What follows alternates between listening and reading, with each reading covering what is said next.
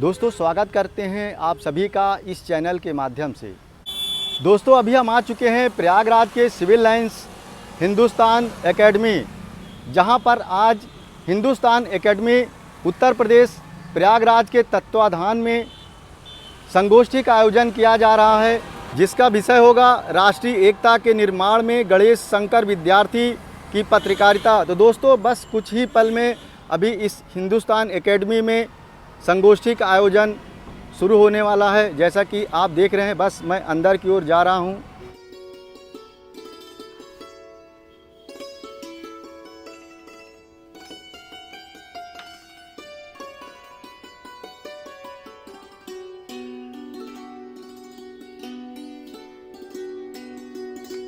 सभी अतिथियों को इनवाइट करूंगा कि वो आए और यहाँ पर सरस्वती जी की प्रतिमा पर दीप प्रज्वलित कर माल्यार्पण करें, ताकि वाणी की देवी के साथ हम लोग वाणी का कार्यक्रम शुरू कर सकें और गणेश शंकर विद्यार्थी जी को याद कर सके। तो अब आपके सामने दीप प्रज्वलित करेंगे प्रोफेसर संजय द्विवेदी जी, जो कि पूर्व महानिदेशक भारतीय जनसंचार संस्थान नई दिल्ली। यहाँ पर वरिष्ठ पत्रकार उमा गुप्ता भी मौजूद है, इसके साथ राजेश इलाहाबादी है, तुष द्विवेदी है, आलोक जायसवाल है, पीयूष पांडे है।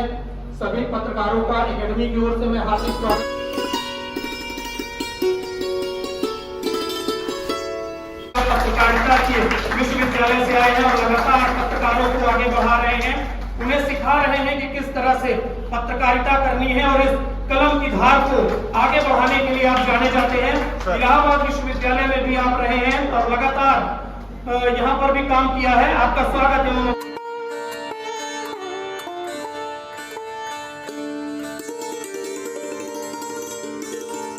स्वतंत्रता संग्राम में अपनी अग्रणी भूमिका के लिए जाने जाते हैं और उनको सभी लोग नमन करते हैं। क्यों नमन करते हैं? एक मैं बात आपको बताऊंगा। ऐतिहासिक हिंदुस्तानी एकेडमी के सभागार में है, जो कि अपना 100 वर्ष पूरा कर रहा है। इस गांधी सभागार में आप उपस्थित हैं। मैं आपको बताना चाहूंगा कि गांधी जी लगातार उनसे जलते थे। ये बात मैं स्पष्ट रूप से कह रहा हूं। उन्होंने अपनी किताबों में लगातार लिखा है कि गणेश शंकर विद्यार्थी जी की जिस तरह से मौत हुई है, उस तरह से हंसते हुए मौत हमारी भी हो। गणेश शंकर विद्यार्थी जी एक दंगे को समाप्त करने के लिए आगे आए थे और सभी को रोक रहे थे। इसी दौरान किसी ने उनको पीछे से मारा, आगे से मारा और उनकी मौत हो गई। उनकी डेड बॉडी ऐसे मिली कि वो फूली हुई थी, कोई पहचान नहीं पा रहा था। तो पत्रकारिता के ऐसे शिखर पुरुष को मेरी श्रद्धांजलि है। लगातार उन्होंने इस तरह का काम किया है और अब उनकी जो पत्रकारिता है उसकी धार को हम सभी मिलकर आगे बढ़ा रहे हैं। अब मैं धनंजय भैया को यहाँ पर इनवाइट करूंगा कि वो लगातार जिस तरह से बच्चों को पढ़ाते हैं पत्रकारिता के गुण, उसी तरह गणेश शंकर विद्यार्थी जी के बारे में उनकी क्या वक्तव्य है, क्या सोचते हैं वो, किस तरह से उन्होंने आगे जीवन को बढ़ाया है, उसके बारे में जानकारी देंगे। सबसे पहले मैं एकेडमी के सचिव यहाँ पर उपस्थित हैं, यहाँ पर गोपाल जी हैं और शास्त्री जी हैं, जिन्होंने सोचा कि हमें गणेश शंकर विद्यार्थी को याद करना चाहिए। क्यों याद करना चाहिए? बड़े संयोग बनाए गए। यूं ही भोपाल से किसी विशेषज्ञ को या कानपुर से या इलाहाबाद में गोष्ठी हो रही है या लखनऊ में, यूं ही नहीं इकट्ठा कर लिया गया। गणेश शंकर विद्यार्थी का इलाहाबाद से बड़ा ही गहरा नाता। जन्म हो रहा है नाना के घर, जो कि इलाहाबाद में अतरसुइया स्थान, अतरसुइया इलाका जिसे पुराना अय्यापुर कहा जाता है। अभी मैं देवेंद्र जी से और गोपाल जी से बात कर रहा था तो मैं कह रहा था कि बड़ा उर्वर इलाका है, यूं ही नहीं बना है वो इलाका। स्वराज से करते हैं। जब हम राष्ट्रीय एकता की बात कर रहे हैं तो हमें समझना होगा कि ऐसा अखबार, उर्दू का ऐसा अखबार स्वराज, जहां से वो अपनी पत्रकारिता का प्रारंभ कर रहे हैं, उसके 75 अंक निकल रहे हैं और उसके 9 संपादक हैं, जिनमें से 4 को काला पानी हो जा रहा है और सबको सब मिलाकर 125 साल की कैद हो रही है। ऐसा अखबार जहां से वो अपनी पत्रकारिता, आप सोचिए ना किस विरासत को वो प्राप्त कर रहे हैं। वो सरस्वती पत्रिका से महावीर प्रसाद द्विवेदी से पूरी व्याकरण सीखते हैं। हिंदी कहते ना, वो हिंदी के महावीर पाठशाला के स्नातक थे, ये भी कहा जाता है। फिर इलाहाबाद से नाता कैसे जुड़ता है? स्वराम तहसील में उनकी शादी होती है और चंद्र प्रकाश देवी से उनका विवाह होता है और इसलिए इलाहाबाद में ये आज गोष्ठी होना जरूरी है। फिर वो कानपुर चले जाते हैं, इसलिए कानपुर के एक व्यक्ति का यहाँ होना बहुत जरूरी है। वो लखनऊ की सत्ता में भी रहे हैं, वो विधायक चुने गए और लखनऊ की सरकार में भी रहे प्रोविंस में, इसलिए लखनऊ का होना भी यहाँ पर बड़ा जरूरी है। वो माखनलाल चतुर्वेदी के बड़े अभिन्न मित्र थे। प्रभा नाम की पत्रिका का उन्होंने माखनलाल चतुर्वेदी की अनुपस्थिति में संपादन भी किया। एक मंच पर उपस्थित होते थे माखनलाल चतुर्वेदी और गणेश शंकर विद्यार्थी। मैं यहाँ पर एक बड़ा अच्छा सा बताऊं, बहुत कम लोग जानते हैं कि भरतपुर साहित्य समिति की बैठक हुई 1927 में और 1927 की उस बैठक में माखनलाल चतुर्वेदी ने सबसे पहले पत्रकारिता विश्वविद्यालय की बात कही थी और मंच पर गणेश शंकर विद्यार्थी उपस्थित थे और बार बार माखनलाल जब बात कर रहे थे, भाषण दे रहे थे कि ऐसा पत्रकारिता का विश्वविद्यालय होना चाहिए, तो वो गणेश शंकर विद्यार्थी की ओर देख देख कर हुंकारी भरवा रहे थे।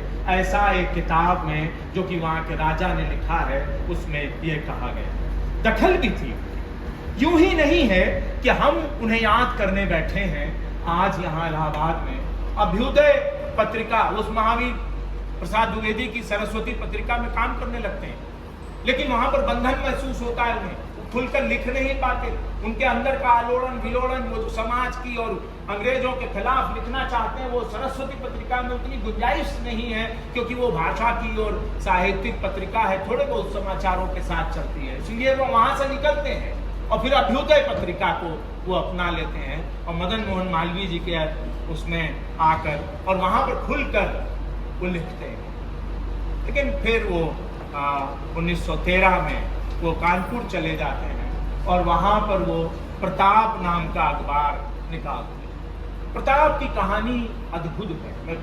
मैं क्यों बोल रहा हूं, मैं भी पत्रकारिता का विद्यार्थी रहा, गणेश शंकर विद्यार्थी को कोर्स में पढ़ा मैंने, फिर रहते रहते उन्हें बहुत सारा मैंने उनके ऊपर प्रेरणा दिवस मनाया, तो एक फोल्डर लिखने का मुझे मौका मिला, तो कुछ जानकारी। लेकिन पिछले दिनों जब भारत की आजादी का 75वां वर्ष मनाया जा रहा था, तो नेशनल बुक ट्रस्ट ने एक आग्रह किया कि आप क्या गणेश शंकर विद्यार्थी पर किताब लिख सकते हैं, तो मैंने भी किताब लिखा और जब किताब लिखी तो मुझे उनको और जानने का मौका मिला। और आप मेरे दफ्तर में आएंगे तो मेरे पीछे गणेश शंकर विद्यार्थी की तस्वीर को पाएंगे, क्योंकि तब मुझे लगा ये तो पूरी पाठशाला है, यही तो वो आदमी है जिसको हर पत्रकार को पढ़ना चाहिए।